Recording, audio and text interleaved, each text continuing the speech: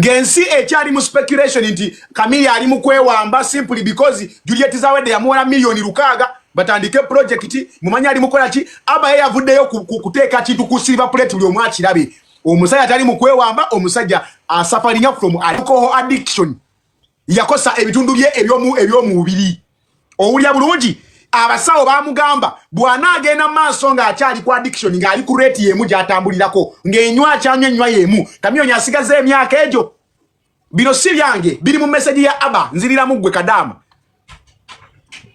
owulya bulungi kitegeeza ki kati aba yenga mwe mukyatunulidde manya Kamili ayinza okuba ali mu stunt manya ali muki avuddeyo n'abagamba oyo gwe muliko si stunt because tulina agambo katera okwogera wano there is freedom of speech however there is no freedom after speech kati ye aba mu position ye ne wali alina freedom okwogera kyayagala one ali mu first world country wasobola okwogera ki abaana baweebwa ekitiibwa Daniel arasobola avuna mugamba kati waki wakoze statement fanya bwetyo omwana osobola n'okukyaza omusajja wakana agamba mom what you're doing is not right how can you bring a man in daddy's house kati ofulire omugabo bahaba bakuze bagiraba so kati yalabye nga waliwo concern mu bantu era kyobala ba message yabadde aweereza tyagiweereza buli omu nedda yagiweereza bafaani ba Kamiliyoni abamwagala ebyaddala n'abantu abalumirirwa Kamiliyoni ebyaddala because omwana ono yavuddeyo n'ayenda swati nga n'agamba nti ne bapromota abasigala babuukinga Kamiliyoni ne mu mbeera ye gyalimu embi buli omu ng'agiraba physically kikyamu omuntu mu bookinga kitegeeza bana bamutima bana bamubeerako bana baleta ebivulu bolo okuba baagala kusigala nga bakola sente basigala doctor tulina sheka sese tulina shegulu Kamiliyoni we yatuka kati junior takyalina kubanga akola ne shows okumwayimba ki Kamiliyoni alina okubanga akola show 3 buli mwaka nga sente zafunamu zisobola okumulabirira omwaka gwonna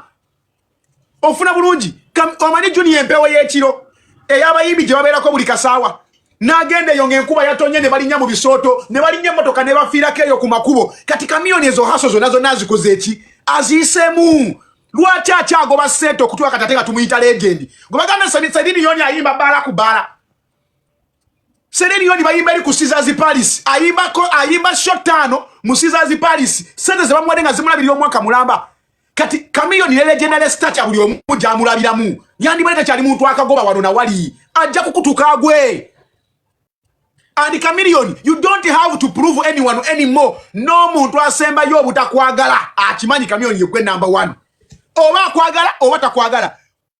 We are yet to live to see another living legend like him. Wadde abasinga bagala bimugamba nga afudde Kamiliyoni takyalina na kufulumya luyimba ko. Ofulumya kinga neze wasooka ofulumya nyumba lukaga. Abasinga tunabazuuliriza zimalayo.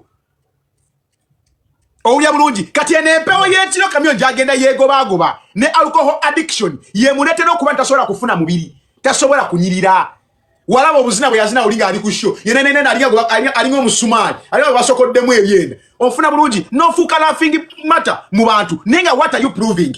nga ne Lord Fred Sebata eyayimba ddole y'omwana akyasobola okukola concert n'ajjuza you don't have to prove people every time. Omwana yabadde raisinga konsanye nagamba daddy kino nkikugamba abasawo bakugamba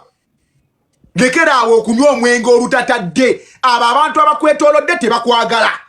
yabadde straight nagamba abantu abakwetolodde tebakwagala bagala kukwesa for monetary purposes bagala kufuna mu sente oyo mutima akwata ne shoje basibyeko ebikani abisibye bikutiya Kamiliyoni n'ayimbawo ne mutima mugenda kutta Kamiliyoni mmwe kabulire kunanaagira onanaagira bikigwe mutima otwalote Kamiliyoni ayimbire abantu abali mu buyaga abantu abali mu Kamiliyoni talina nyimba ziwemula kitegeeza asobola okuba ng'essaawa eno ng'ategeka Serena yokka ng'ayimba corporate shows zokka ng'ayimbira Stanley Bwiki ng'ayimbira Umeme ayimbira Guni corporate parties zibeerayo bazawi tebayimba gwosobola kuyita azayi bamukuwa mu kasooto Swangizi n'emukuwa Junior tasobola oyo chaze tasobola mukuwazawi oshegera kabala akakata mbumulya amanya microphone kabagirete ku mulyango ebyo microphone wayimirire wala tesika yimbira wano kupi no muzindano. What kind of shows are you making guys? Ofuna bulungi walwa lwokagoba notuka ngo ino kuwumula. You have to rest Kamiliyoni. You are a legend. You don't have to prove anymore. Katika kuleka kintu Junior ekintu ekisinga okusumbwa Kamiliyoni kiri eki abantu bali nabo mu race bad days bachita okutusa okuzanyo bakyusa omuzannyo gwe bazannya. Aha. Nati wenjagadde okiteekako ekyoluganda ekiremera mu kamwa. Diversity kwe kola ekintu mu ngeri ez'enjawulo. Kati bali abasajja omuzannyo baagukyusa, music bamulimu nga ba legend, bayimba lwe baagadde, bayina ebirala ebivaamu ki sente. Kati ate ye akyali wano, akyalina kagobera wa mu music. Oba kitegedde Junior kyenkugamba? Ali mutuufu kuba kati Bebe Cool ali mu business, ali mu government, alina business zireta city za ali mu ziriyo estate, ali mu ziriyo estate kati Bebe engoye azigula South Africa awo kukaba ebitu byakola byamaanyi kati babadde South Africa ku show ya Gunya. Ono Bobby Wine ye European Union ye musasula ali mu bazungu democracy kati ye kamiliyoni alemedde yeno okategedde okategedde bamutima bamugamba gwe legend naye legend ayimba ki lwaki omusajja mu kyamukubisa show after show kati bali banne bagenda dda Bebe Cool ina za apartment ina real estate ali mu kuguruminga mwana we mutwala mu bintu by'amaanyi omulaba nga vision ye eri waggulu press conference dakika 10 yogera tambula genda ali mukola bipya ayimba ekivulu ekyo tondeke ekiwatule nga 26 naawumula oli munne ebino yabivaako abwagendekera ne mamu wa microphone nakoma buyimba bumu bubiri nayogera ebyamututte naye kati gwe bali nawe mu game nga n'okubasinga obasinga you are better than them musically bakuleka mu music wo olwane naye kati bo music bamujjamu social capital na linnya kati gwe musigala munne nga business. This is why you're still struggling till now. Onfuna bulungi kozi kankubulire Junior sako y'abantu botambula nabo badictatinga nnyo obulamu bwo gye bulaga kati wotunulya kamyoni n'abantu abamwetulako walabye bageze ku ddwali abantu abamubaddeko eggaali kati kamyoni tokyalina kubanga okyalina n'eggaali on your level. Abayaniriza Bobby Wine wo batunulira okaba amazi batunulira abayaniriza Bobby Wine ku ddwali munaba obalaba esawo nakulyawo kati abo alyenskini balina okuba n'abantu batu bafiiki Gaza kozi bakyakagoba ne kati goli starman wakikuba dabulaza kati Bebe Cool amulaba atambula n'omuntu ogwa kobula atenga ayambadde bulungi olaba ne edikezo yenyini omulaba abantu batambula nabo atambula n'abavubuka nga bambadde nga bali smart kitegeeza stadium ya Jambala n'atandika okugibeera naye gwokyayagala kakaso yingire mu shuli mala oyo sasamaze oyo togenda kwera musasamaze paka onfuna bulungi kati kamiliyoni akyali n'okwetereza ng'omuntu asalewo agamenti kati ndi legend sikyalina kirakyengira bw'aba asazeho okugenda mu gavumenti agiyingire bamuwe ekifo kamiliyoni gende wa musabbo musabe ekifo akufuna chairman akufuna chairman owennakawuka obeere chairman wennakawuka ngo otula mu ttebe lw'oyagala okola lw'oyagala kati Kenzo yalina biliyoni ze 13 omugamba ki toyina kyokyamugamba Kenzo bulamu yabumalayo kati omugamba abeera wali mutundwe ku hoteli kuwuga okategedde Kenzo asiba Dubai asiba mwezi osinga agenda atambula kati bakenzo bategeera game nti music togenda kuyimba paka tamale otuuka n'okoowa muganda wange Junior ngo olunaku lucho olunaku olwo abayimbi abo balaba ng'alina show mu Kampala 2 naye nga bamubuukinze emubende ne bavuga emmotoka ku kkubo vayo kugenda kusanga show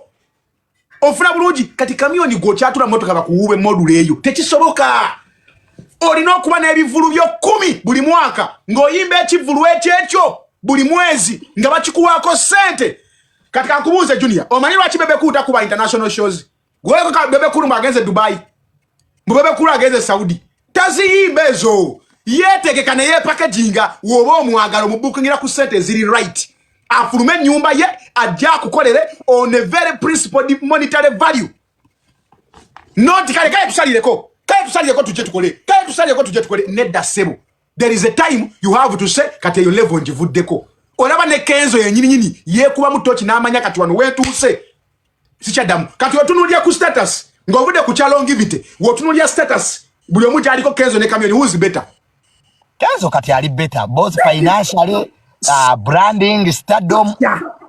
olabira ddala Kenzo nkati muyimbi ajjudde ebyaddala alina direction omulaba omuntu alina sense of direction Kenzo improve nnyo luli yavuga emmotoka V8 n'agiparkinga mu bitooke mwagenze kuziika Kenzo okyatwaka n'emmotoka mu bitooke okyalinamu amaala amatonotono naye oli musajja wa kabi ate nnyo osegeera kati aba ye bw'aba ayogera nga ayogera ku Chameleone tamwogerako nga gwe bw'omulaba nti legend ayogera ku taata we buli kyayogera buli kyafumya mu kamwake ayina moral authority ekifulumya ate waali akuza okuba nti asootula ne Chameleone n'atuula wano aba n'atuula wano n'amugamba ekituufu nti daddy what you're doing is not right kisoboka okuba ng'eno discussion wabadde nayo behind closed curtains for a long time kati ng'essaawa eno aba alaba bw'anaavayo n'akiteeka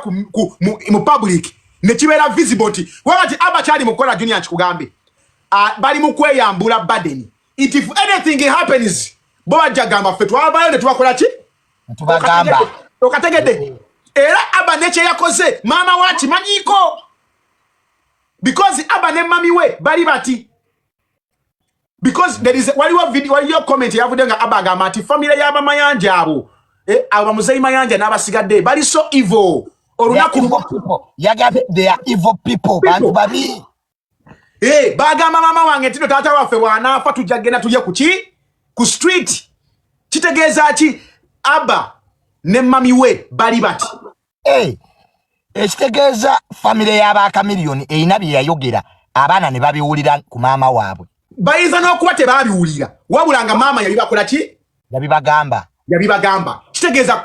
connection ya mami n'omwana eri eti kati what aba is doing right now bali mu kweyambula shame if the letter comes bad bajja kuva bagambe eti fe twabagamba omusajja alina addiction mwa badde bamusiibyanga ku biki ku bivulu ofuna bulungi so eyambudde obuvunaanyizibwa thank you beyambula obuvunaanyizibwa nti mwe mwaliwa mwakimanya nti omusajja mulwadde kozi yagambe owa Chameleone alina pancreatic gundi cancer something like that yagambe ekirwadde ku pancreas ye kati kitegeeza bakupini pointing to obuzibu we buli kati kiri eri gwe tebikyali bya mukateni tebabikugambirako eri waka oba babikugambira mu WhatsApp group kati babikugambye straight ne bafaani wabeerewo nga bakimanyi nti bakugambako naye wakola ki gano chuka because aba mu statement yayongera n'agamba nti my dad has been suffering with this addiction for a long time kitegeeza bingi ebire babega wa suffering byatasobola nakola ki kutubuulira because we suffering joli mu kulaba gwali mu public yeno nti Chameleone ageze mu ddwaliro naye waliyo ne abuse n'ebyalo ebyajjirangako kitegeeza balina obusungu ku muze okategedde balina obusungu ku muze Chameleone gwakola bagulinako obusungu naye just wabadde nga tebalina ngeri gye bakola ki gye bavaayo kukyogera naye nga obusungu babukola ki nga babulina ku mutima so kati it's high time management etunule mu mwana kyayogedde mukendeze ku bantu mutambula nabo strategize rebrand Chameleone is everywhere why Chameleone we yatuka ayina kuba show egulawo omwaka ne show egalawo omwaka show ezo asigale kuyimbira corporate companies aba ogamba nti family ya Chameleone bali evil people era no gamba yagambye nti eyo story mwe tunaba tujagala ajja tubuulira it means waliwo ebintu bingi ebiri emabega eyo byatasobola nakugamba byatasobola tugamba naye nga bibadde bihappeninga kati Chameleone akoze atya okulaba nti naye marriage ebiranga eya Bebe Cool ne ya Bobby Wine because be bantu bali nabo mu business ba competinga nabo kwa Bebe Cool olwalero aina marriage eri successful Bobby Wine aina marriage eri successful lwaje ya Chameleone yeganye kati ekizibu ekiriwo Chameleone yalema okutegeera nti kati afuuse musajja mukulu kankubulye junior ngo bakugambye osobola okuteekawo omukono gwo n'ogusibawo nti obufumbo bwa Bebe Cool babeera mu masanyu meerere ayira bayomba because if Chameleone Bobby Wine and Bebe Cool have been on the same stardom level kitegeeza they faced the same struggles ne habits n'emize n'ebigenderako babikolanga byebimu naye kitegeeza ki bwe baddanga yeewakago weeyisanga otya wali obaddeko mu bbaala junior n'ogamba tuddeyo ebikazi tubikube oli naddayo we namugamba baby nduddeyo naye sijja kiddamu kati gwe nojja n'okuwowuwo okategeddeko kugamba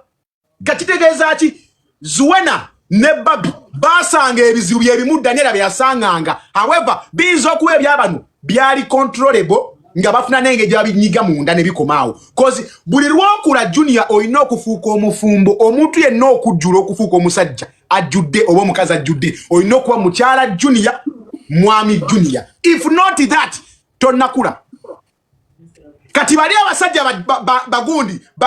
babebekulu ne Bobi Wine ekyo kye basooka okunyweza basooka kunyweza entity ya family n'ebibanga ebintu tebitambula bulungi kasoleta kamera okuba ekifaananyi Zuwena must smile omusajja alina okulaga nti ali supportive era Uncle Bebo omulaba Zuwena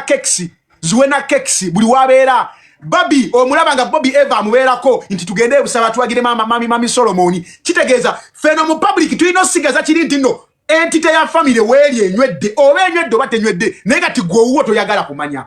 bw'ovaayo bw'omukuba family yammwe eri aggressive eyiye eri violent ono bwakuwa owuwe bw'omuwolereza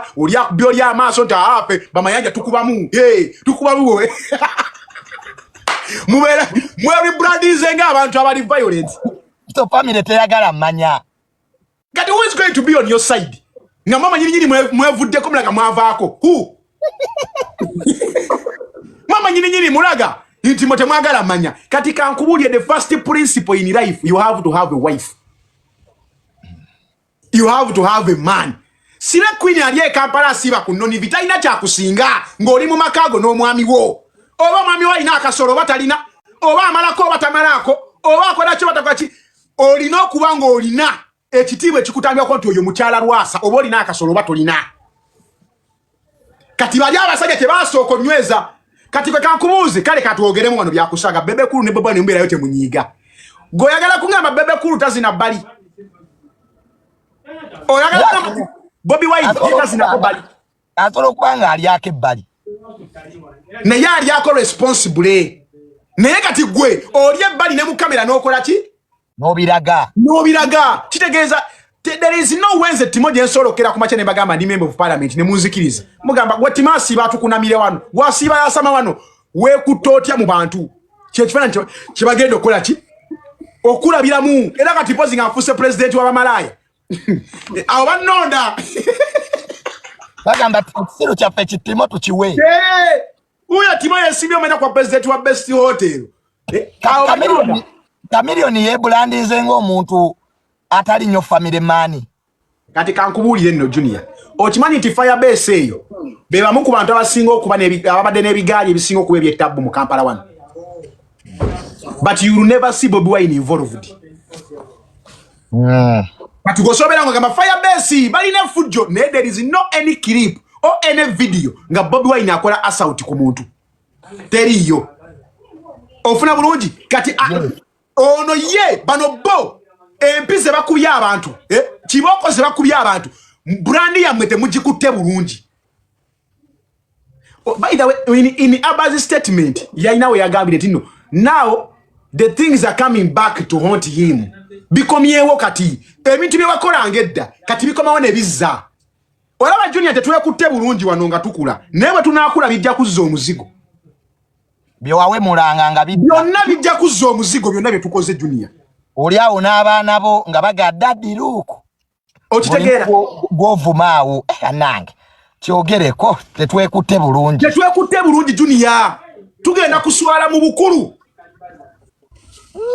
nga ndi n'abaana bange olwo bampita sister banange ndeka oli n'abaana olwo bakuyita sister junior banange bakubuuza daddy how did you become sister how ndeka kati ate nkiraba bw'otunuulira Bebekulu bano ne Bobi Wine babadde nga n'entalo zaabwe naye nga ziri nnyo ku siteegi nga teziri nnyo mu bantu eno violence waabwe balina engeri gye bamupackaginga n'asigala ng'azimba bo nga bba abantu wabula nga tali mu kubateeka wansi so here we are now nti n'omwana we avuddeyo akugambyeko is this the last trumpet they are blowing for you? Are you taking this positive or negative? That is up to you. Omanyo buli wogamba omuniga ekintu banna abaso abamwetode bamubulira ekyokola asta nawe omwana kati ayogera kimwana zo dogo ya nemo tegeera okitegeera bagamba batya bagamba asta mwana akakana ze kanemo tegeera akana chobola bwana obwo mwana chobola ejo zala nabivaako kati waliyo abali ku gaali yo Chameleone abagenda okulaga nti Abba yakoze kiki ofuna ofusegera batono nnyo abajja okugamba mu kyayogedde kye kituufu bo bajja gamba lasta man kati biki naawe byolimu kiyo omwana mani bumanyira kati uli amani kakidobye kagamba lasta tugende wama tuliye nkwakyo yaffe okitegeera kati so esaawa eno omwana oyo Chameleone wali awo ku kitanda mu video muno yabulabye edda obwa Abba naye kusaba kusaliremu n'akanga okalabe nze Chameleone nkwagala ng'omuntu you are somebody who have to be celebrated lwakwa munange kati ffe tuli omuntu okwera mukwano gwange tagula mutwe gwange nange bwe nvayo nekola ekikyamu tekigana Junior kujja n'atugamba Timo leero bayokyezza ate sikitwala mu mutima mubi ensobola ekwagala yekugwa kubwa za have ever been with Chameleone ng'atudde wano otudde wano we've ever shared one room we've ever had a conversation ofuna bulungi so kati essaawa eno bino bye tukugamba bitwale mu mutima mulungi it's never too late njagala Chameleone obeere mu nsi muno nga Lucky Dube kozogo mukisa teyagufuna Lucky Dube teyagufuna njagala tisto obeerewo nga Yvonne Chakachaka koza abaddewo n'alaba ku ntuyo ze ng'azifunako omanyi Chakachaka yakoma dde okuba ebivulu ne till now she's still celebrated